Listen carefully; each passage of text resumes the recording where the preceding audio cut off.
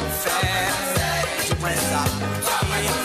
Pas moins conseil, pour ma pour faire. Dis-moi ça pour faire. Dis-moi ça pour dire. Pas moins conseil, pour moi consolider. Dis-moi ça pour faire. Dis-moi ça pour dire. Bonjour, merci de nous accueillir chez vous, en Martinique, en Guadeloupe, en Guyane, en France, en Belgique et au Luxembourg et sur les réseaux sociaux. Donc, comme on vous l'avait annoncé, elle est avec nous. Pour moi, elle s'appelle seulement comme ça, pour moi, Mohamed Saoufé. Moi, là, que débattre. On va débattre. Alors, merci d'être là, Madame Cyprus Marie-André, ou on dit plutôt Marie-André Cyprus. Merci d'être là. Et Mohamed, parce que tu viens de Saint-Pierre et que c'est Jean Martinique. Moi, c'est Jean Martinique. Depuis ma naissance. Depuis ta naissance, même si tu es parti à l'âge de 12 ans pour d'autres cieux. Exactement. Et pour beaucoup d'autres cieux. Oui. Et pour beaucoup d'autres cieux, parce que tu es venu nous présenter le livre que je vous avais présenté la semaine dernière. Je vous ai dit qu'elle serait là. Donc, elle est là. Les filles d'Ariane, des Antilles et d'ailleurs. Il y a un faute dans les filles. Non. Le vrai titre, c'est quoi? C'est fille d'Ariane. Non, mais moi, je pensais au fil d'Ariane. Ah oui, mais c'est ça la subtilité, justement. Bien sûr. Voilà. Et puis ailleurs, c'est avec un grand A. Ça veut dire il y a plusieurs ailleurs. Plusieurs horizons. Voilà. Bien. Alors, Marie-André, merci d'être avec nous. Donc, on va passer cet après-midi dans Bamouin Conseil, cette matinée, pardon, je ne suis pas encore réveillée. Cette matinée dans Bamouin Conseil, et tu vas nous expliquer comment tu écris, tout ce que tu as écrit. On veut tout savoir de toi. Oh là là. Ben alors, on en a pour combien de temps, là? On en a pour 1 heure. Ça va être short, comme on dit en français. Ça va être short. Mais tu peux le dire en anglais, puisqu'on a une digne représentante de la langue anglaise. Hello, my teacher. How are you? I'm fine, thank you. What about you? I'm okay. Good. I'm great. Okay. Alors, Madame François, est-ce que tu connais Madame François? Mais tu es partie tellement tôt. Non, mais j'ai fait sa connaissance tout à l'heure. Alors, je te dis qui est cette dame. Madame François, c'est une Martiniquaise qui a appris à tous les enfants qui ont une trentaine d'années. Avant, quand tu étais petit, il n'y avait pas toutes les structures pour accueillir les enfants. Et elle a monté une école Play School. Et c'est la première à apprendre aux petits Martiniquais à jouer, à chanter en anglais. Magnifique. Magnifique. Et ça depuis combien ta boîte? 36 ans. 36 ans, elle a fêté ses 36 ans. Donc, quand nous baillons belle deal en main. Play School English. Play School.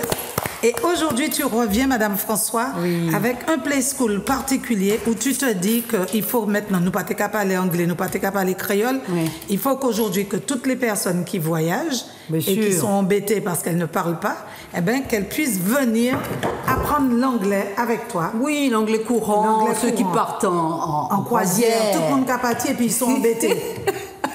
Alors, nous avons cette formation super cool, hein? Alors avec des professeurs anglophones et tout. Fun with English. Alors on s'amuse. Et je connais quelqu'un derrière. Avec l'anglais. Voilà. Bon, et tu vois, donc toi tu prends plaisir. Voilà. Et je connais quelqu'un qui est derrière le panneau qui prend plaisir à venir aussi. Alors moi je prends beaucoup de plaisir parce que j'étais persuadée que, je parle très mal, mais que j'aurais eu du mal avec les accents. Ouais. Et ce que j'aime, c'est comment tu arrives à nous faire dire pupil et people. Good. People and pupil. Yeah. Bon, people. Donc, et people. Yeah. Toi, tu parles anglais couramment, Marie-André? J'ai parlé anglais couramment. Mais allemand aussi? J'ai parlé allemand moins couramment qu'anglais. Mais pourquoi tu dis j'ai ou ça s'oublie? Ça s'oublie pas, mais quand ça se pratique pas beaucoup, on cherche ses mots. Faut pratiquer la langue. Mais c'est comme la bicyclette, ça s'oublie pas. Surtout que j'ai fait beaucoup d'anglais parce que j'ai fait anglais à l'école, ensuite j'ai fait 1 année en Angleterre et ensuite j'ai fait l'école d'interprète à Genève avec anglais-espagnol. Ah, donc tu parles les deux? Je parle les 3. Les français, non, les 4. Français, anglais, espagnol, créole. Ah oui, comme Colisa. Je parle créole, français, anglais, espagnol. Voilà, tout ça belle, hein? Et c'est ça qu'il faudrait que les enfants aient. comme bagage dans la Caraïbe? Mais bien sûr, de toute façon, nous sommes déjà bilingues avec le créole et le français. Donc c'est très facile pour nous tous, dans la Caraïbe, en Martinique surtout, d'apprendre une troisième, une quatrième, une cinquième langue. Quel que soit l'âge. Quel que soit l'âge. Il n'y a pas un âge où ça passe pas. Il n'y a pas d'âge. Parce que plus c'est commencé tôt, mieux ça vaut. Bon, mais là, comment on commence tard, non? No, but listen. What did you do yesterday? Do you remember? Tell me. Okay. And then you learned about Bob Marley and everything and the song. Don't worry. Be happy. About the thing. Elle nous apprend à chanter des chansons de Bob Marley, à parler du slang, du pidgin, pidgin English, slang and standard English. Voilà. You have to know. Okay? Alors, de toute façon, comme je dis, l'anglais courant, c'est l'anglais de tous les jours. Donc, c'est pour pouvoir faire son shopping, se déplacer. Demander une note au restaurant, demander une table réservée, comprendre, partir en croisière, pouvoir se déplacer. Et ça, il n'y a pas d'âge. Alors, les seniors sont invités à notre Current English. Et surtout, c'est le soir, 17h. Il ne faut pas l'appeler senior quand même. Je suis une senior. Non, mais je veux dire aux seniors qui sont chez eux, qui peuvent apprendre une langue. Et en plus, quand on apprend une langue, c'est très bon pour le cerveau. C'est très bon pour le cerveau parce que dès qu'on apprend une nouvelle chose, il y a une fenêtre qui s'ouvre. Bien sûr. Et cette fenêtre-là, elle ne se referme pas. Donc, et c'est ça qui repousse toutes les maladies d'oubli, d'Alzheimer et autres. Voilà, et c'est pas seulement l'anglais. Par exemple, on a des amis, là, des copains chinois qui sont près de chez nous. Il y a un petit qui fait anglais avec nous. Eh bien, j'ai commencé le mandarin il y a quelques temps. J'ai arrêté parce que c'est l'écriture, ça devient un petit peu compliqué, j'ai pas le temps. Eh bien, c'est ni hao, ni hao ma, ni hao, ni hao ma, wu hong hao. Si. Alors, ça, les enfants, ils répètent tout de suite. Ils me demandent, mais c'est quoi que ça veut dire? Je dis, mais c'est carrément hello, how are you? I'm fine, thank you. Super. C'est tout. Et puis après, ils me demandent, mais comment on dit en arabe? Comment on dit en ceci? Et c'est carrément le bonjour international. Et ça, les enfants, ils le comprennent. Et les adultes peuvent l'intégrer tout de suite. Et c'est le basique. C'est la communication, c'est l'humain. On est humain, on voudrait communiquer, c'est tout. Oui, mais quand on va au cinéma pour voir les films en version originale, on apprend beaucoup aussi. Bien sûr. La version originale, c'est la meilleure. C'est difficile, ça quand même. Non, mais écoute, non, c'est l'oreille. Et ça, à force de voir des films tchèques, là, on sait dire... bonjour. Voilà. Merci, il y a toujours. D'accord. Bien, alors je vais remercier mes sponsors. Je vais remercier Lissac pour mes lunettes au 66 rue Victor Hugo à Fort-de-France. Et je vais remercier Istaël pour mon maquillage. Je vais vous montrer ça, les filles. Attention. Waouh. Istaël au 41 rue Victor Hugo. Et j'ai remercié. Est-ce qu'il est beau, mon maquillage? Magnifique. Parce que c'est une petite... It's style. Thank you very much. Parce que c'est une petite stagiaire qui m'a maquillée. Alors, j'ai oublié son prénom, mais vraiment, donc, c'est important. Et elle m'a dit qu'elle ne parlait pas l'anglais. Et je lui ai demandé de venir te voir, puisque c'est à côté de chez toi. Mais bien sûr.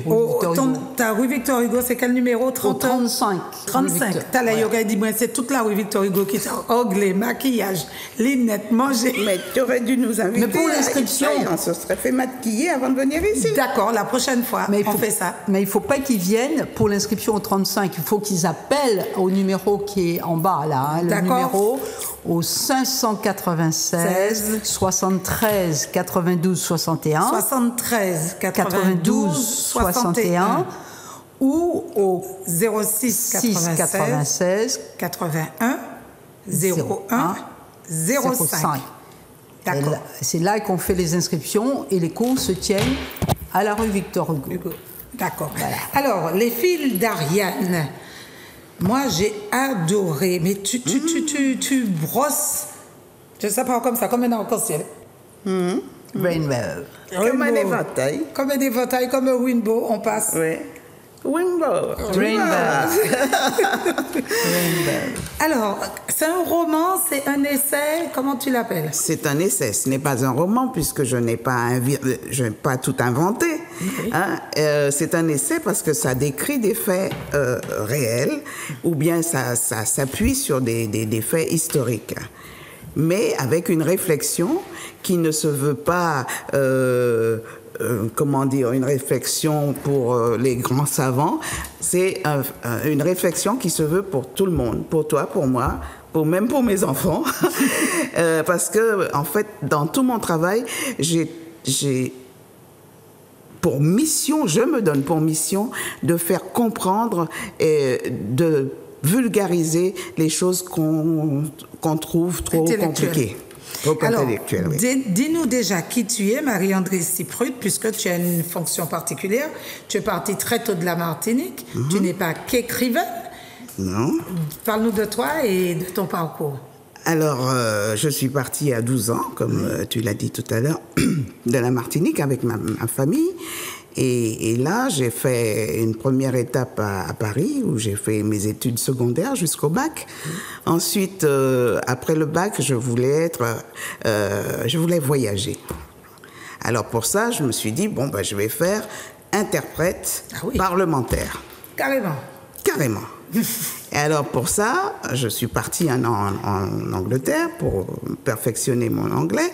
Ensuite, je suis allée Et puis chaque année, j'allais en Espagne pendant les vacances parce que j'adorais l'Espagne. Ensuite, je suis allée à Genève pour faire l'école d'interprète qui à l'époque était la fameuse école d'interprète où il y avait des professeurs absolument célèbres à Genève. À Genève. D'accord. Cette école était vraiment la plus renommée de toutes les écoles d'interprètes.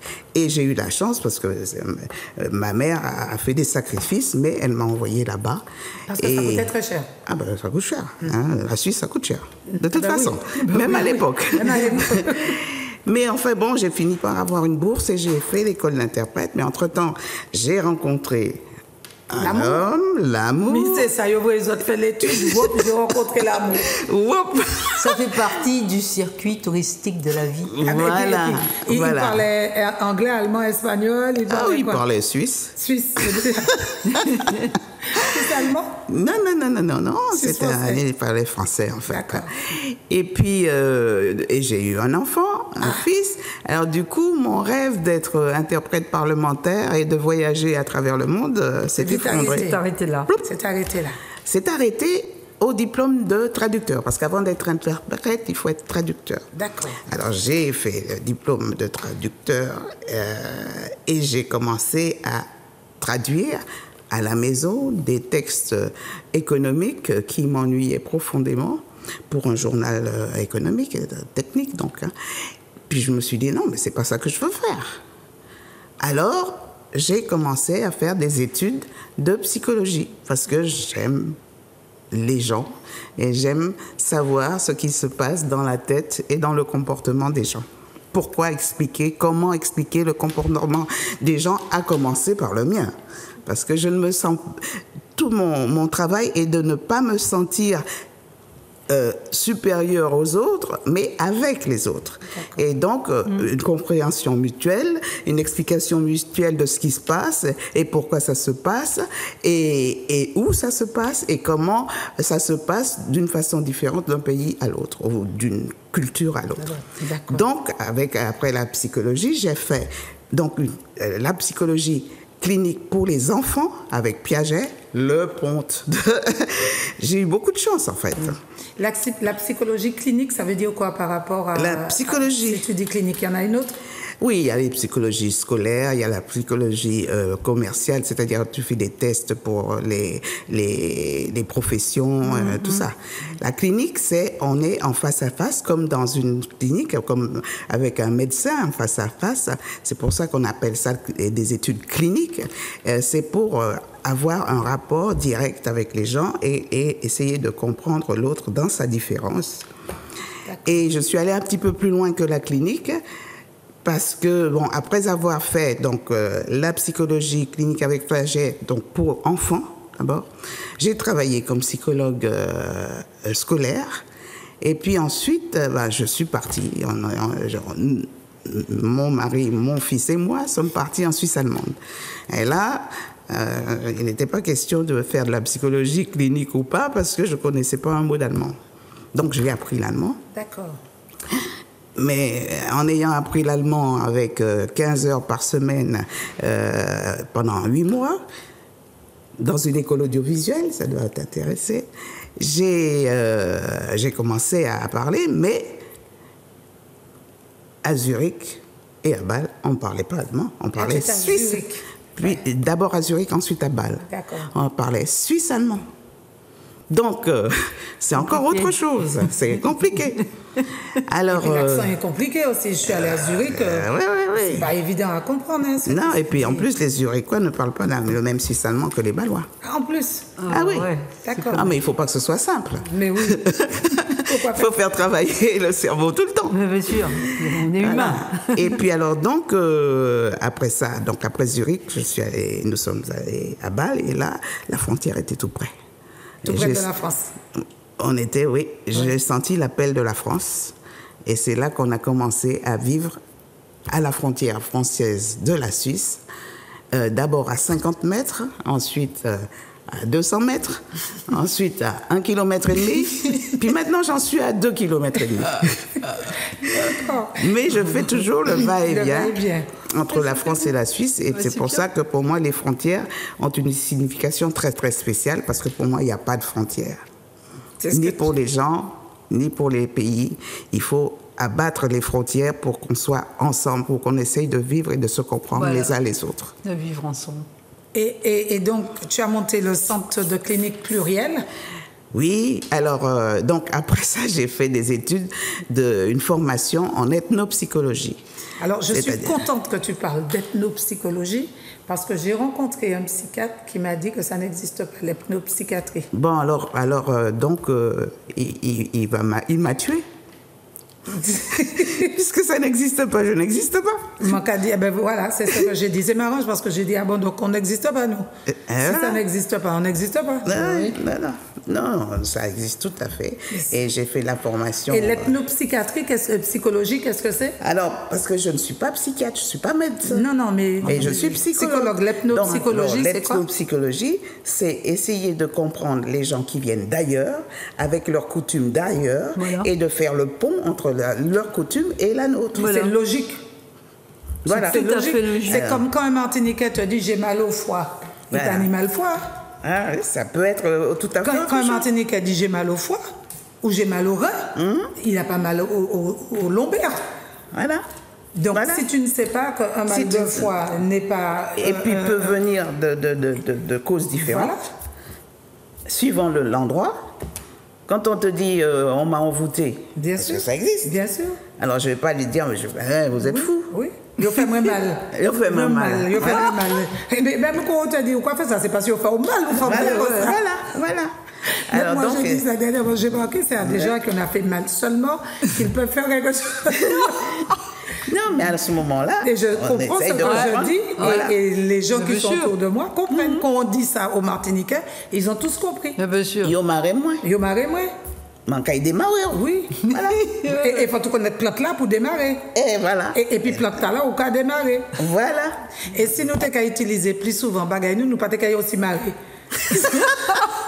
Mon quoi. Magadi ça, magadi si nous t'es qu'à utiliser bagay nous pas t'es qu'à aussi marrer. Voilà. Et pour pas t'es qu'à quitter yo marrer nous plutôt. Aussi. Voilà. Alors, donc, c'est ça, en fait, c'est ça l'ethnopsychologie. Je dis bien psychologie parce que j'ai une formation de psychologue que j'ai approfondie en faisant de l'ethno. Avec les migrants.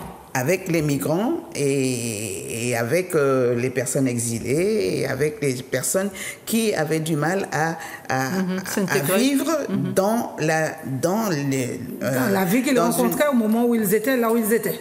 Voilà. En l'occurrence, c'était Genève, parce que j'ai fait tout ça à Genève. Surtout en Suisse, c'est pas évident. En Suisse, alors on rigole pas avec le temps, mais maintenant ça commence à changer. Ouais. Même la Suisse se mondialise. Waouh, j'ai vu que tu disais, en parlant du temps, que tu disais qu'il faut faire des parcours dans le temps indiqué, alors que chez nous, on prend le temps. Voilà. Et là, le temps. Je dis le temps. Ici, le temps vous prend, là-bas, on prend le temps. Oui, voilà. ici, le temps vous prend. Je parlais de ici, en Suisse, et là-bas, et ben ici, chez nous. On prend le temps. Bien sûr, c'est comme les Africains, ils disent, vous avez l'heure, nous, on a la montre. C'est l'heure de faire telle chose. Vous avez l'heure, mais nous, on a la montre. Mais voilà, c'est vraiment parce que le temps, c'est quelque chose de très subjectif. Bien sûr. Voilà. Et alors, pour revenir au fil... Oui. Alors, justement, dans ce livre, comme dans presque toutes mes autres productions, mais ici plus particulièrement, je tends le fil entre les gens d'ici et les gens d'ailleurs. Et je tends un fil. Et on apprend beaucoup de choses, hein, mon Dieu. Qu'est-ce que j'ai appris en lisant ce livre? Oui, mais moi aussi, j'ai appris beaucoup. Et j'ai compris maintenant pourquoi tu voyages autant. Ah oui? Pour aller, pour nous parler des couples d'oiseaux. Ah oui, les pétrels. Les pétrels en Amazonie. Oui.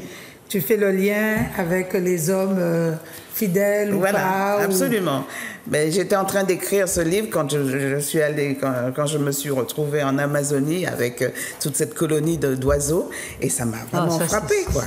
Beau, et alors donc je me suis dit, je vais le mettre dans mon livre. Très bien. Mais c'est magnifique cette histoire de pétrels. Alors dis-nous, que font les pétrels que ne font pas nos hommes? Alors, je vais laisser quand même le suspense. Mais en fait, c'est une colonie d'oiseaux qui vient qui émigre, quoi.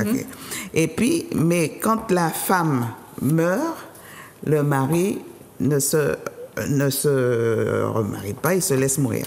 Il se laisse mourir aussi. Voilà. Quand la femelle meurt... La femelle meurt, et tandis que quand le mari meurt, la femelle, elle va chercher quelqu'un. Ah ben oui, il faut bien... C'est très subtil. C'est le mâle qui se laisse mourir. Oui, voilà. Mais pas la femelle. Et la femelle, elle attend d'avoir quelqu'un d'autre parce qu'il faut bien perpétuer l'espèce. Mais oui, mais c'est ça, la femelle, elle c'est logique. C'est logique. C'est la nature. En fin de compte, c'est de la survie, quoi. Exactement. Mais tu ne peux pas si bien dire parce qu'en fait, il y a beaucoup de femmes qui ont procréé pour la survie de l'espèce humaine. Tu l'as dit, tu l'as raconté, je l'ai découvert aussi avec les femmes du Nicaragua. Du Paraguay. Voilà, dont le pape a même parlé. Il a admiré les femmes du Paraguay qui se sont accouplées pour pouvoir mais c'était quelle guerre qu'il y avait eu? Une guerre civile? Il y avait quoi au Paraguay pour qu'il n'y ait plus d'hommes? Je ne sais plus, parce que j'ai pas de... Tiens, c'est la page 27, tu veux lire? Page 27. Je mets mes lunettes qui ne sont pas aussi belles que les tiennes, mais bon, c'est comme ça. Voilà. La guerre ayant anéanti 9 hommes sur 10, ce sont les femmes qui ont sauvé le Paraguay au XIXe siècle, a souligné le pape François lors de son voyage en 2015 en affirmant, je le cite, « Pour moi, la femme du Paraguay est la femme la plus glorieuse de l'Amérique latine. Elles sont restées, après la guerre, 8 femmes pour chaque homme. Et ces femmes ont fait un choix difficile, le choix d'avoir des enfants pour sauver la patrie, la culture, la foi et la langue. Wow. Il ne restait plus que des veuves, des orphelins, des mères, des filles et des sœurs sans défense. C'est elles qui ont décidé de faire continuer en tout cas leur pays qui était réduit en cendres en assurant la survie de sa foi, de sa langue et de sa culture.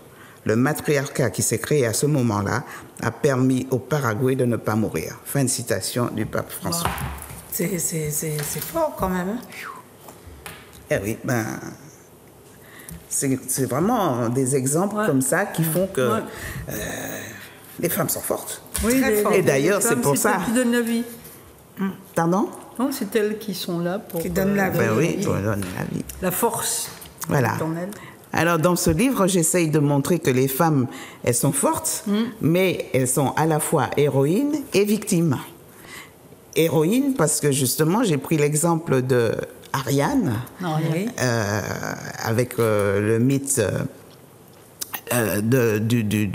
d'Ariane qui a sauvé la Crète en tuant. Non, elle a Thésée, le roi d'Athènes, est venu en Crète pour tuer le Minotaure qui mangeait tout, à qui le roi Minos donnait des enfants à manger tous les 7, 8, enfin à des périodes irrégulières. Alors Thésée est venu pour tuer ce Minotaure qui vraiment faisait un carnage, et pour ça il a rencontré Ariane. Ariane qui est tombée amoureuse de lui amoureux d'elle, et elle l'a aidé à tuer le Minotaure en lui donnant une épée pour le tuer et un fil pour qu'il arrive à sortir du labyrinthe au bout duquel le Minotaure était logé. Puisque bien souvent, c'est que les gens y allaient, mais personne ne savait ressortir. Voilà, elle a eu comme le petit poussin. Voilà, elle a donné le fil. Voilà. Seulement, voilà, une fois que le Minotaure a été tué et que Thésée est sorti du labyrinthe, il a abandonné Ariane. Bien sûr. Les raisons sont variables, mais n'empêche qu'elle s'est retrouvée toute seule et lui, il est parti. Mythe. Alors donc, je me suis servi de ce mythe pour montrer que cette femme Ariane est à la fois une héroïne et une victime, parce que après l'exploit de Thésée, qui a tué le Minotaure grâce à Ariane, elle est abandonnée comme beaucoup de femmes sont abandonnées. Et donc, comme beaucoup de héros. Voilà. Les héros sont souvent victimes de leur héroïsme. Mais beaucoup de femmes martiniquaises, tu fais le lien avec la femme martiniquaise. Je fais le lien avec la femme martiniquaise qui, depuis la période de l'esclavage, on y revient toujours, mais en fait, on est marqué par ça. Hein? Pendant l'esclavage, la femme c'est elle qui s'occupait des enfants, c'est elle qui s'occupait de la maison, et l'homme n'existait pas. Il n'existait que pour aller au champ et produire pour le maître. Tandis que la femme restait plutôt à l'intérieur, mais elle était aussi chose du maître. Donc, elle se faisait violer bien souvent, mais elle avait des enfants dont le maître était père et aussi le mari. Mais le mari n'avait aucun droit sur ses enfants. Donc la femme antillaise, dès le départ, dès l'esclavage, a dû se débrouiller toute seule avec ses enfants.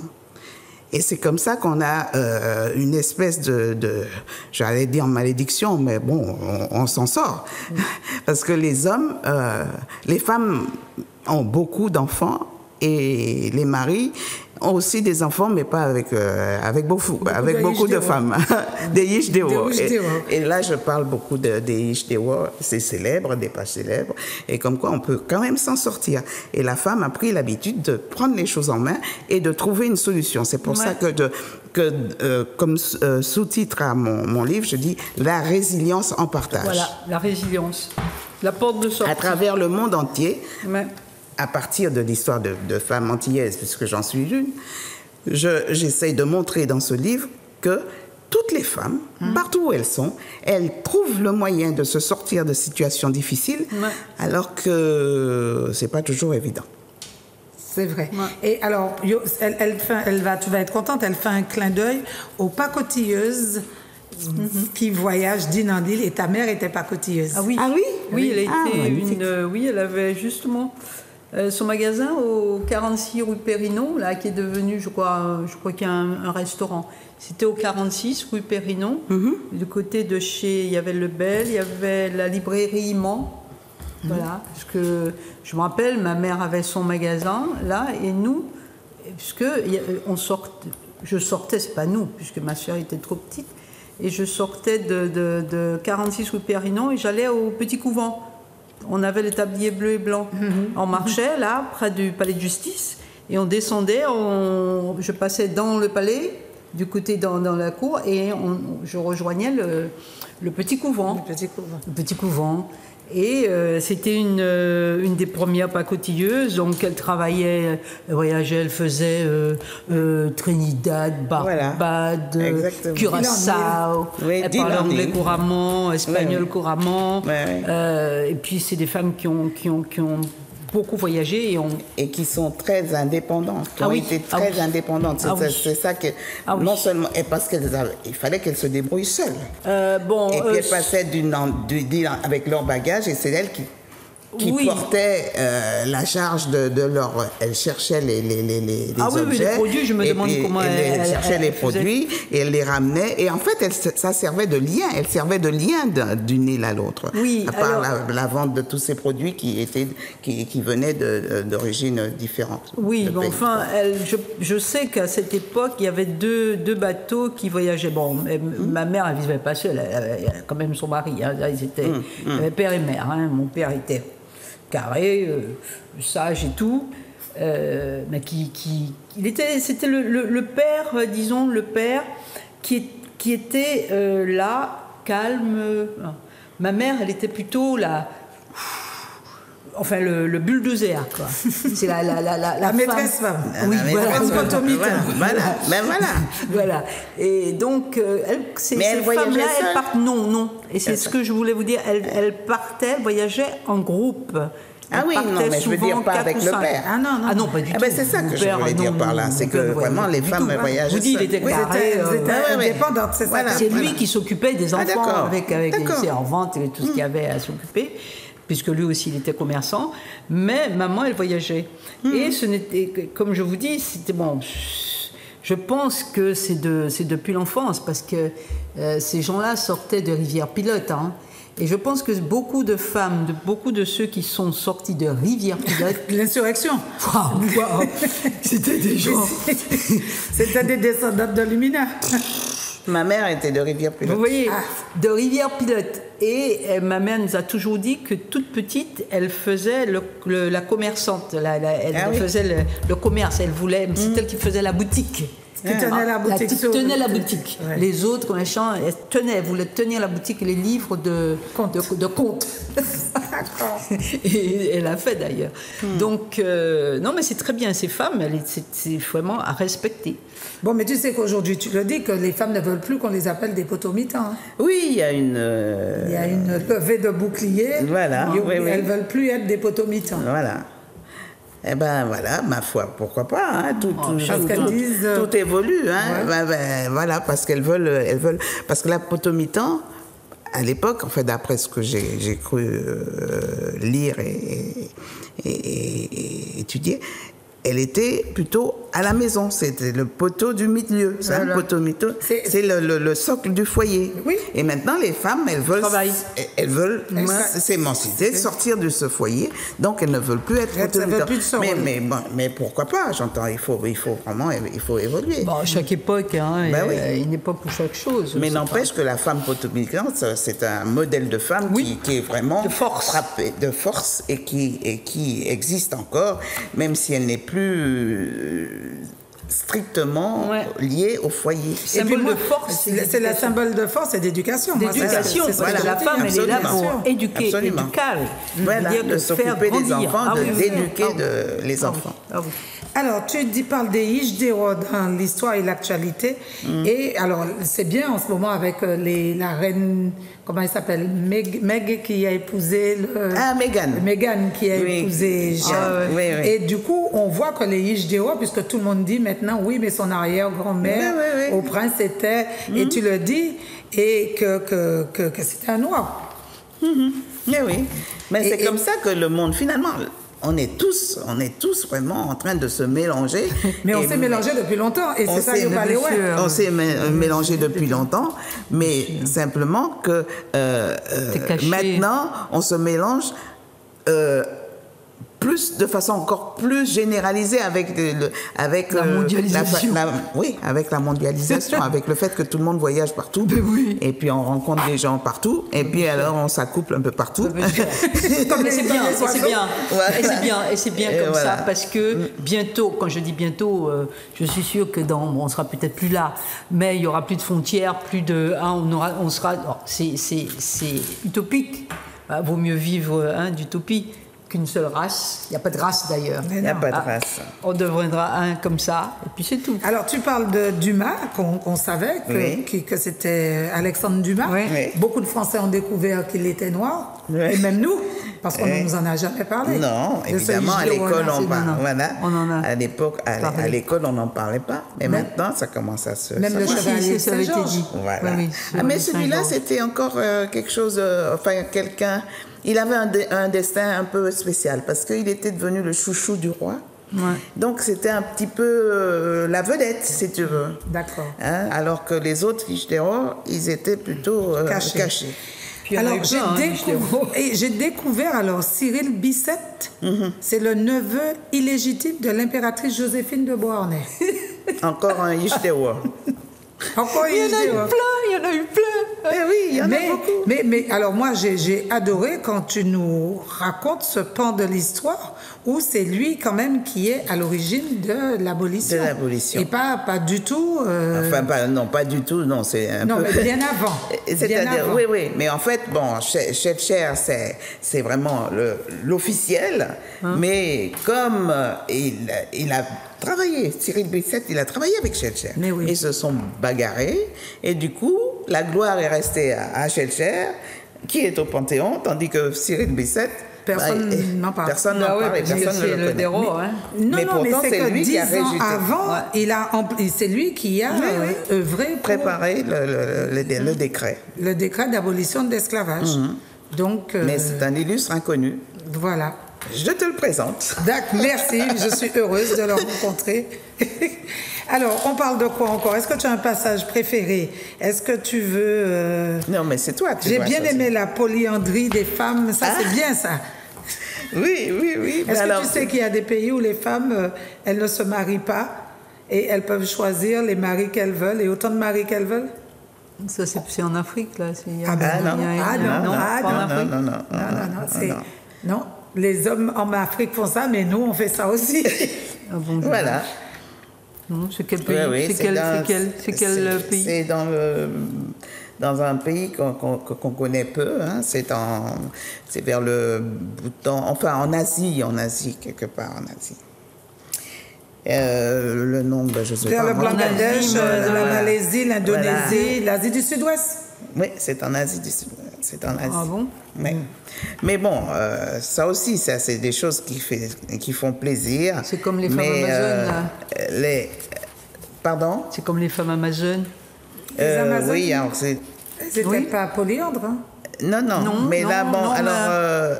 là, c'est 44, la page, si tu cherches. Page 44, mais je suis à 46, donc je suis pas loin. 44. Voilà. La polyandrie, c'est le droit légal d'une femme d'avoir plusieurs maris. Ah bon? Légal, c'est légal. Là. Voilà. Et voilà. Alors voilà. Il y en a en Orient, Belgagène, voilà. Dans les pays musulmans, sauf en Turquie. Non. Les pays musulmans, sauf dans les pays musulmans. Oui, elle semble déjà autorisée dans des pays musulmans, sauf en Turquie et en Tunisie de 1957. Voilà.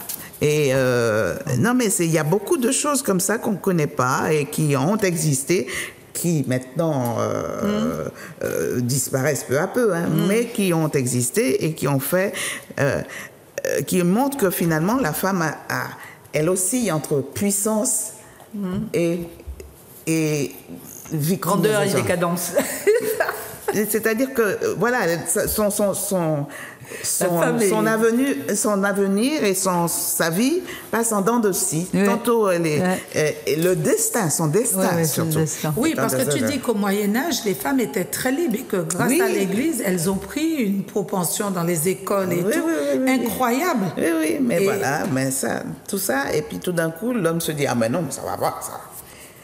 Sauf que, je précise et j'insiste sur le fait que ce livre n'est pas du tout contre les hommes. Au contraire, que tout le destin de la femme, pour qu'elle devienne égalitaire, ça se fera avec les hommes. Hein. Mais bien sûr.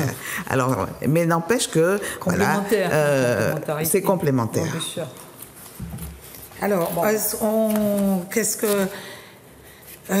je vois que tu as beaucoup de mal. Alors, il y a quelque chose que j'ai beaucoup aimé, c'est l'autre et nous face à la mort. L'autre et nous, c'est page 80 face à la mort, à la page 81, quand tu racontes que dans un Club Med, on ne peut pas mourir dans un Club Med. Ah oui. Et moi, ça m'a rappelé quelque chose de chez nous, et je suis sûre que beaucoup d'autres, et toi aussi. Vas-y, raconte-nous ça et je vais... C'est 81. Cacher la mort n'a pas toujours été la règle. Tu veux le lire? Non, vas-y. Quand tu dis que nous sommes tous destinés, page 80, à mourir. Oui. Alors, tu veux que je lise Cacher la mort? Oui. Tu sais, attends, allez, zut, j'ai perdu mon page 81. Quand nous sommes tous destinés à mourir. Oui, mais quand tu racontes que dans le Club Med. Ah oui, le Club Med. Alors, attends, voir. Ah zut. Ça, c'était vraiment quelque chose... C'était très drôle. C'était vraiment... Alors, Voilà, c'est page 81. Quand tu dis « Je me souviens d'un témoignage entendu à la radio en octobre 2016 ». 81. Dans la cabane. C'est en haut, en haut, je me souviens. Ah voilà, je me souviens d'un témoignage entendu à la radio en octobre 2016. Un écrivain célèbre parlant du bonheur a raconté l'épisode suivant qui m'a sidéré. Dans un de ces clubs de vacances où il faut à tout prix voir la vie comme une fête, l'espace d'un séjour chèrement payé au propre et au figuré, l'un des clients a rendu l'âme. Tu vas aller mourir dans un club Med, que ça. Ne sachant comment faire pour s'en débarrasser, puisque rien n'était prévu face à un tel événement, des Géos, les gentils organisateurs, se sont déguisés en clowns et ont traversé le camp sur une musique de cirque pour évacuer le cadavre. Oh boy. Mais ça m'a... Alors, j'ai pris des notes quand j'ai entendu ça. Et en plus, l'écrivain, malheureusement, je n'ai pas mis le nom de l'écrivain quand j'ai pris ma note, mais n'empêche que l'épisode, il est vraiment... Mais tu sais que ça m'a rappelé que chez nous... Alors, tu dis que chez nous, par contre, cacher la mort n'a pas toujours été une règle, et tu dis que chez nous, au contraire, on accompagne les morts depuis toujours et tout. Mais tu sais qu'en Martinique, il y a eu une époque, moi, ma mère a connu ça avec son père, quand les gens mouraient à l'hôpital... S'ils étaient morts, tu ne pouvais plus quitter l'hôpital avec eux. Ah bon? Non. Et donc, on t'appelait, on te dit, ton papa va mourir, il vient de mourir. Et les gens se dépêchaient d'aller chercher le mort, l'asseyaient entre eux dans la voiture pour le sortir de l'hôpital. Et il y avait un gardien. Et le gardien levait la porte, la barrière pour que tu quittes. Et le gardien voyait 3 personnes assises, mais c'était un mort. Parce qu'il fallait le sortir de l'hôpital. Tu aurais dû me dire ça plus tôt, j'aurais mis dans le bouquin. Mais c'est comme je l'ai lu. C'est à quelle époque, ça? Ah ben, attends, mon grand-père, en 76. Mais c'est récent. C'est récent, c'est si récent que ça. Alors ça, je ne savais pas du tout. Tu vois, j'apprends quelque chose. Oui, c'est-à-dire que 76. Tu n'avais pas... Même aujourd'hui, tu ne peux pas quitter un mort comme ça. Même si tu vas à l'hôpital, on ne va pas te le donner. Hein. S'il est mort, il va falloir appeler des pompes funèbres. Donc, dès que les gens commençaient à se sentir mal, à décliner, on disait, venez le récupérer parce qu'il va mourir. Et on récupère. Mais quand il était déjà mort, on le faisait sortir comme un vivant. Ah oui, pour faire la veillée et tout ça? Pour faire la veillée, mais oui, parce que pour que tu puisses le récupérer, sinon tu ne peux plus le récupérer. Mais, attends, je ne comprends pas, mais il y a quand même nettoyage et tout ça, laver, tout. Mais ça, on sait faire. Mais non, mais tu le laves chez toi, on lavait les morts chez nous. Ah bon? Ah ben oui, bien sûr. Mais même aujourd'hui, si quelqu'un meurt chez toi, Tu peux te faire laver chez toi. Il y a des gens qui font ça, la toilette mortuaire. Ah non, non. Le mort non. appartient au mort. Tu connais bien à la ça, famille. toi. Le mort appartient à la non, famille. Non, ça, Tu savais pas? Si. Le mort appartient à la famille. ah non, je pensais qu'il y a des gens spécialisés qui font la toilette. Aujourd'hui, oui, aussi. Ah bon, mais moi, il y a un film japonais, je crois, Oui. sur la thanatopraxie. La thanatopraxie. Ouais. Ouais. Oui. Et j'ai trouvé ça fabuleux parce que ce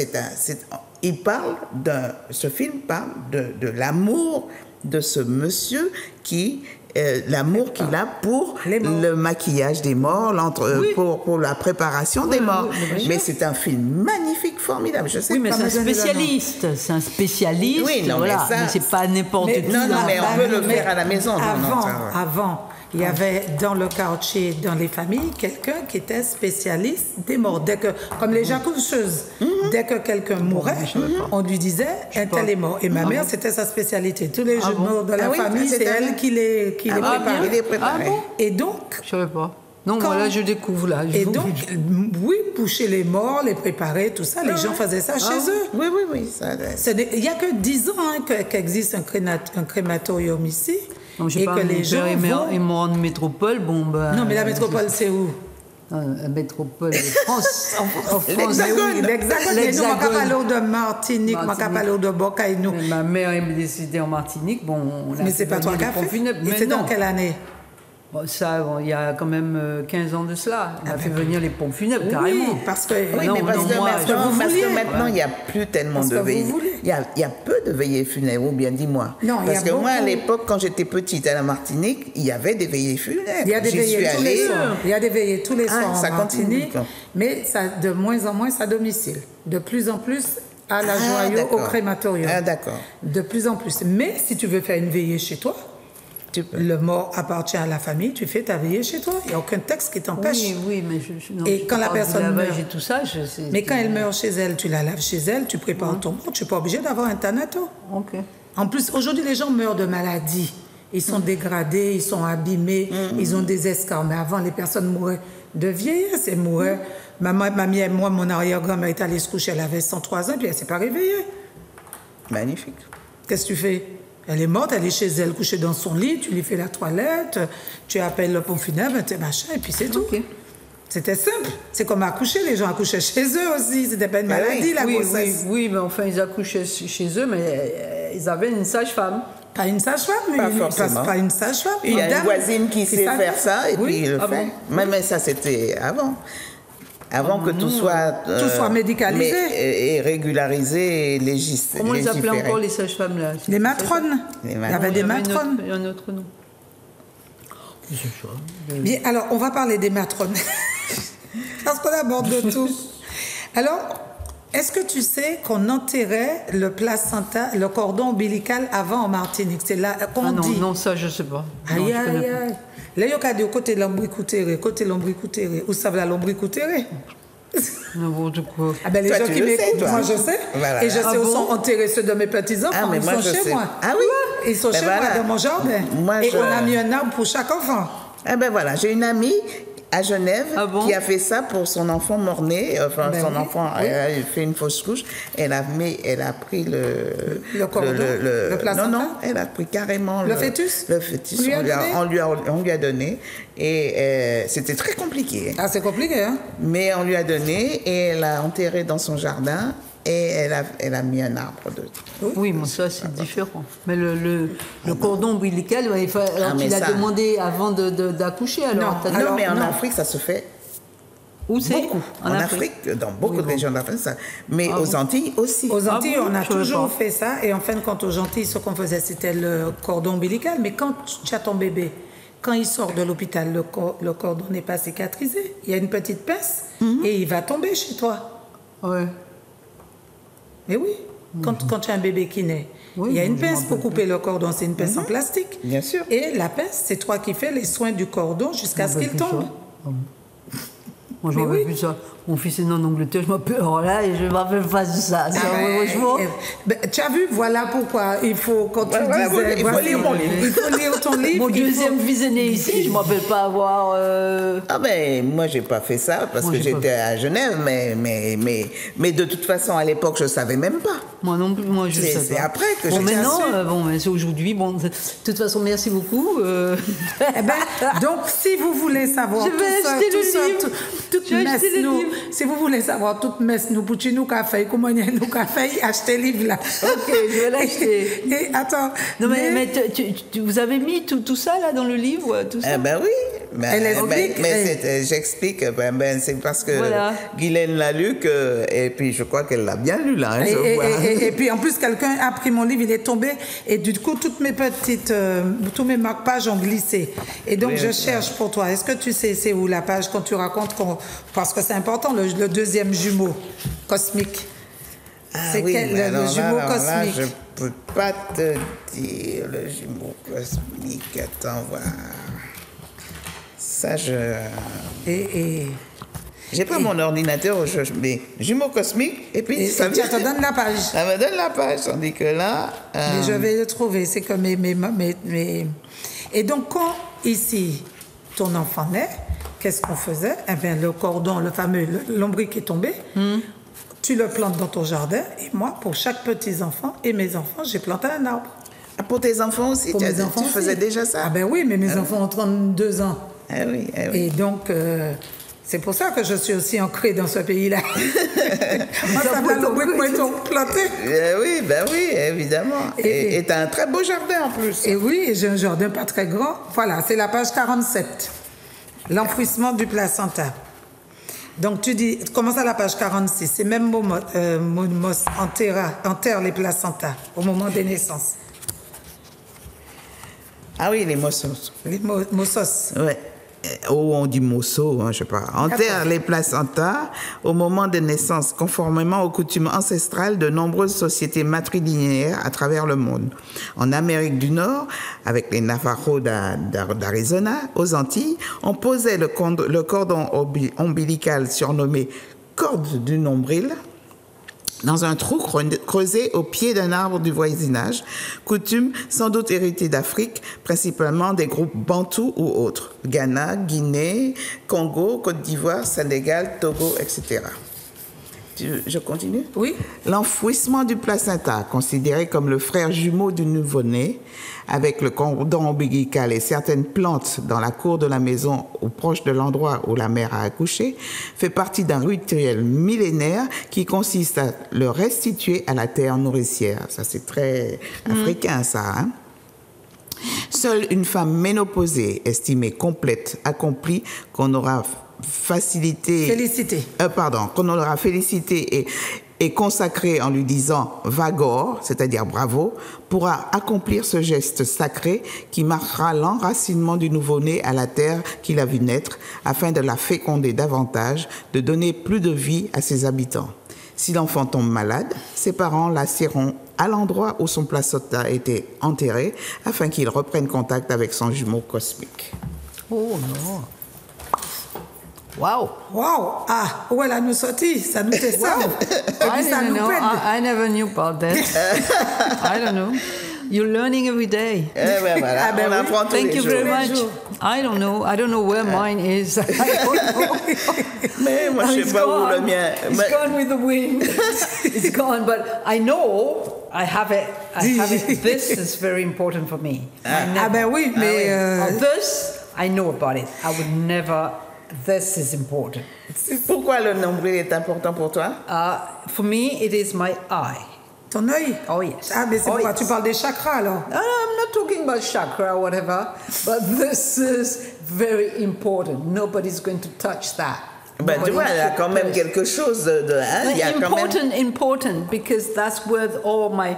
You know, the force is. Oui, la force, oui. The force is. Eh ben, donc sans le savoir, tu as quand même... No, but it's the body, the human body. You know, oui, and inside here, that's the center of your body. C'est le centre de ton corps. Ben oui, Mais oui, voilà.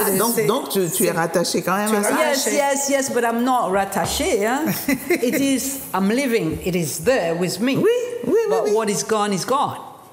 Oui. What is gone is gone. Oui, mais But I cannot be attaché with what is gone. Non, je te parle de la partie qui est en toi. Ah oui, c'est là. Si tu trouves que c'est tellement important, c'est parce que justement, c'est pour ça qu'on parle du jumeau cosmique. L'autre, il est parti, mais toi, tu gardes. Oui, mais ça, c'est important. Et c'est important pour toi. C'est important parce que tu vis avec tout ce qui est parti est parti. Oui. C'est le passé, c'est fini, c'est terminé, il a été coupé. D'accord. Fini. Mais je veux dire qu'il y a quand même quelque chose de ça qui te reste. Non. Ce qui me reste, c'est ce qui est en moi. Ben oui. Ça fait partie du corps. Bon, mais en fin de compte, pour les Martiniquais pendant très longtemps, ce lien, Malcolm, toi par exemple, tu es parti depuis combien d'années? Non, je ne dirais pas. Mais quand j'étais toute petite. Quand tu étais toute petite. Et donc, on comprend cet attachement. Alors, après, on dit qu'il n'y a pas de frontières, que tous les pays, parce que les gens aujourd'hui, ils sont bien partout chez eux. T'as la sans Non, on essaye d'être pas trop mal partout. Mais, par exemple, moi qui suis partie, je vis en Suisse, j'ai fait mes études en Suisse et tout ça. Mais en Suisse, je suis quand même à la peau noire. Je suis quand même l'autre. Et je suis quand même l'autre. Tu es l'autre. Oui, mais alors, j'ai fait mes études primaires, secondaires à Paris. À Paris, pareil. Je suis l'autre. Oui, bien sûr. Mais quand je reviens ici avec mon accent qui n'est pas tout à fait l'accent d'ici, je suis aussi l'autre. C'est ce que tu dis dans le livre. Alors c'est pour ça que pour moi, si je veux être bien avec moi-même et avec les autres, il faut que tu sois toi. Il faut que je sois moi partout. Et puis c'est moi, vous m'acceptez comme je suis, mais moi je vous accepte aussi. Voilà, comme ça. Alors tu sais, c'est bien. Alors j'espère que vous allez lire ce livre. Les filles d'Ariane des Antilles. Et d'ailleurs, je ne peux pas vous dire tout ce qu'il y a dedans, mais il y a énormément de choses. Je peux l'acheter. Et ce que j'aime, tu sais, on le trouve à la librairie. Dans toutes les librairies, dans toutes les bonnes librairies sur Internet. Et ce que j'ai aimé à la fin, quand je suis arrivée à la vignette clinique, Port-au-Prince-sur-Léman ou les Alpes tropicales, c'est que mon deuxième prénom, c'est Eulalie. Et tu ne savais pas? Ah non, je ne savais pas du tout, surtout que j'ai inventé les prénoms pour que ça ne soit pas... Ah oui. Où tu racontes justement une Haïtienne, une Antillaise et un Suisse, comment les choses vont s'aimer, se désamour, s'arranger. Et puis ce que tu dis, d'abord être bien avec soi, d'abord être soi-même, et puis se faire accepter des autres parce qu'on s'accepte soi. Oui, et respecter, se respecter les uns les autres. Oui, le respect, c'est très important. Et donc, tu finis sur une phrase de Glissant qui dit que nos frères... ah mon Dieu, c'est fou comment le truc est tombé. Et quand il dit... comme je ne vais pas trouver Glissant, vous allez le lire. Mais on va finir parce qu'on me fait signe que c'est la fin. La femme est sortie de la côte de l'homme, non de ses pieds pour être son paillasson, ni de sa tête pour lui être supérieur, mais de son flanc pour être son égal, juste au-dessous du bras pour être protégé et à côté de son cœur pour l'aimer. Wow, voilà. C'est beau, hein? Beautiful. Et ça c'est dans la conclusion. Ça, c'est dans la conclusion. Et ça, c'est un sage tamoul. Hein, ça vient des sages philosophes islamiques. Voilà. Ouais, parce que dans la conclusion, je fais aussi un tour du monde, des exemples de la femme et du regard des hommes sur les femmes. Sur les femmes. Eh bien, donc, merci. Donc, je rappelle, parce que j'ai dit que tu seras vendredi à la bibliothèque Schellcher. Oui, et que tu avec vas toi. Avec moi, on va parler de ton livre, tu vas le présenter. Et puis tu vas te dédicacer. Et tu vas dédicacer des livres que tu seras. Et tous ceux qui veulent te rencontrer peuvent venir te rencontrer. À quelle heure? À 18h30. 18h30 à la bibliothèque Schellcher. Ok, c'est pas loin de chez moi. C'est pas loin de chez toi. En plus. À 18h30 vendredi. Oui. It's difficult for you. Yes, we have English lessons. Eh ben, tu fais un But I'll petit be tour. there. I'll be there. Mais ça viens. commence à 18h30 et ça Ok. finit, je crois, vers 21h, je crois. Vers Oh, 21 yes, heures, after. Charlotte. Alors, donc, tu peux venir Not too en far. cours. Oui, oui, je viendrai. Et donc, je rappelle, pour tous nos téléspectateurs, apprenez une langue étrangère. Une martiniquaise vous emmène partout parce que quand les gens vont apprendre à parler l'anglais, tu vas proposer aussi des... Mais bien sûr, là, nous allons aller pratiquer. Nous allons passer par la Barbade où nous avons notre filiale. Et puis, nous allons faire un petit coucou de la Barbade. Nous pouvons aller faire un petit coucou. Point d'interrogation. Wildlife. Wildlife. To- A special getaway. Special getaway down to. Down Shall I to- say? Translate. Oui. Shall I say? Yeah. Est-ce que je vais le dire, le Oui, nom oui, de oui, là où oui, on va oui, partir? oui. Guyana. Guyana. Ah, magnifique. C'est magnifique. Discover wildlife.